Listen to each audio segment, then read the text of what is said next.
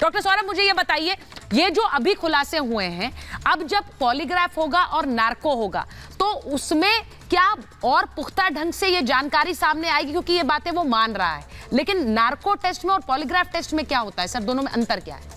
ये दोनों टेस्ट जो हैं ये बेसिकली इसलिए कराए जाते हैं जब कोई भी सब्जेक्ट अपने तथ्यों से और अपने बयानों से पलटता है। ओके। तो पॉलीग्राफ जो है वो बेसिकली एक लाई डिटेक्टर टेस्ट है जिसमें कि जो पेशेंट के वाइटल्स होते हैं उनको मॉनिटर किया जाता है, जैसे उसका हार्ट रेट, उसका ब्लड प्रेशर, उसका जो रेस्पिरेशन का रेट है और कुछ चीज़ें जैसे पसीना आना या फिर पर्सपिरेशन का रेट बढ़ जाना, उससे ये पाया जाता है। साथ में उसकी मैपिंग होती है। अच्छा, मैं सॉरी, मैं आपको टोक रही हूँ, यानी कि ये जो सवाल उससे पूछे गए यही सवाल उससे पूछेंगे। डॉक्टर सौरभ को आप फ्रेम में रख सकते हैं, आप यही सवाल फिर से पूछे जाएंगे और फिर अगर नार्को में भी वो यही जवाब देता है तो एक तरह से मुहर लगनी होगी, यानी वो पलट नहीं सकता फिर बयानों से। लगभग हाँ। यही सवाल पूछे जाएंगे और जहां पे पुलिस को ये डाउट रहता है कि ये शायद बयान से पलट रहा है या फिर कुछ झूठ बोलने की कोशिश कर रहा है, हाँ। तो उन सवालों पे खासा ज्यादा ध्यान रखा जाएगा। एक डायरेक्शन मिलती है खासकर कि किस डायरेक्शन में जो सब्जेक्ट है वो सच की तरफ जा रहा है या डिविएट कर रहा है। अच्छा। तो ये तो पॉलीग्राफ का काम होगा। ठीक है। नार्को यानी एनेस्थीसिया, तो इस टेस्ट में एक ट्रूथ सीरम जो हम कहते हैं, ये कुछ दवाएं होती हैं, एनेस्थेटिक एजेंट्स होते हैं जो कि एडमिनिस्टर करे जाते हैं पेशेंट को, और वो एक सबकॉन्शियस लेवल पे चला जाता है इन दवाओं के बाद।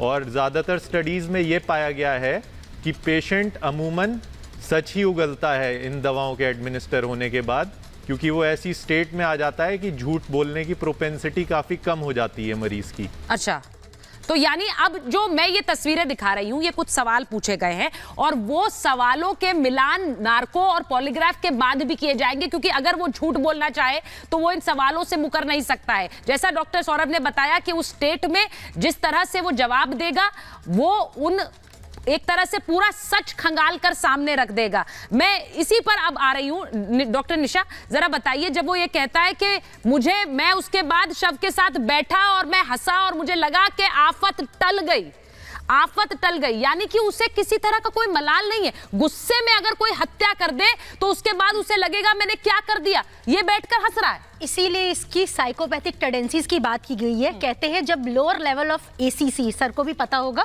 लो एसीसी जब हो जाता है उसकी वजह से फेयर कंडीशनिंग हट जाती है। और एक और चीज मैं कहना चाह रही थी, आपने ये सवाल किया था कि श्रद्धा जैसी लड़कियां कई बार वॉकआउट क्यों नहीं करती हैं। हाँ। मैंने बहुत सारे केसेस में देखा है, लड़कियों में कोई ना कोई मानसिक बीमारी होती है, जैसे कि स्किज़ोफ्रेनिया, डेल्यूजन्स, हेलुसिनेशन। मैं फिक्सेटेड हो गई हूं कि ये लड़का मुझसे प्यार करता है। जब भी होश आता है, हाँ इसने मुझे मारा, इसने मुझे मारने की धमकी दी, इसने मेरे साथ बुरा व्यवहार किया, ये चिट्ठी उस फेस में लिखी हो सकती है, पर एक फिक्सेटेड थॉट नहीं मेरा पार्टनर अच्छा हो सकता है। नहीं निशा जी, आप ये कह रहे हैं कि उस डिल्यूजन में एक चिट्ठी लिख दी श्रद्धा? नहीं, मैं डिल्यूजन में चिट्ठी लिखने की बात नहीं कर रही हूँ। मैं ये कह रही हूँ कि उसके दिमाग में एक फिक्सेटेड थॉट हो सकता है कि मेरा पार्टनर बहुत अच्छा है। हाँ, लेकिन वो अच्छा है नहीं, वो अच्छा नहीं है, वो है नहीं। डिल्यूजन ये है कि वो अच्छा है, मारता है, पीटता है, सच्चाई को एक्सेप्ट ना करना। ये इसलिए जरूरी है क्योंकि बहुत सी बच्चियां जो आज महाभारत देख रही होंगी या लड़कियां देख रही हैं या परिवार देख रहे हैं,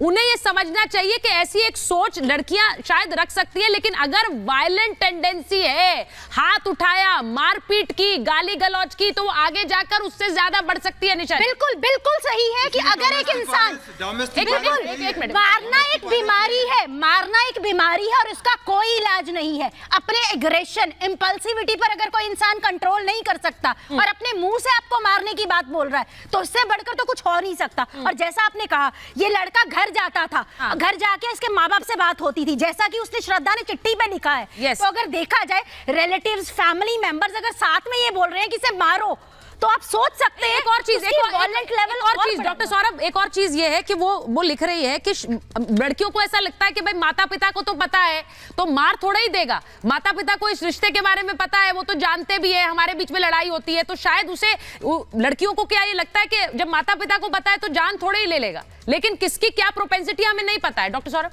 हाँ बिल्कुल, ये आपका कहना एकदम सही है कि ये मैं तो मानता हूं जो ऐसे सब्जेक्ट्स हैं जैसे आफताब इस केस में निकल के आया है, हाँ। ये कहीं ना कहीं साइकोपैथ हैं। हाँ। ये एक नॉर्मल इंडिविजुअल कर ही नहीं सकता जो जघन्य कांड इसने किया है। यस। एक नॉर्मल फ्रेम के माइंड का आदमी ऐसा कदम उठा ही नहीं सकता। एंटी सोशल और जो सोशियोपैथिक पर्सनालिटीज होती जी। हैं वो लॉ को कुछ नहीं मानती, हाँ। और उनको लगता है हम कुछ भी कर सकते हैं, हाँ। हर चीज मेरे कंट्रोल में है, मैं हर चीज हैंडल कर लूंगा। हाँ। और इसके केस में वो बहुत क्लियर आता है, एंटी सोशल और सोशियोपैथिक ट्रेड्स। मुझे कोई फर्क नहीं पड़ता, लॉ को तो मैं अपने आप हैंडल कर लूंगा। और जिस तरह से इसने मर्डर करके फिर टुकड़ों को छुपाया, जो भी किया इसने, हाँ। वो आपको उस ट्रेड से ही पता चल रहा है कि और ये बात भी रिसर्च कहती है कि ये सिम्टम्स 3 साल की उम्र से आपको दिखने शुरू हो जाते हैं, 20 साल बाद भी वो सिम्टम्स एज इट इज होते हैं अगर आप उनको काम करो।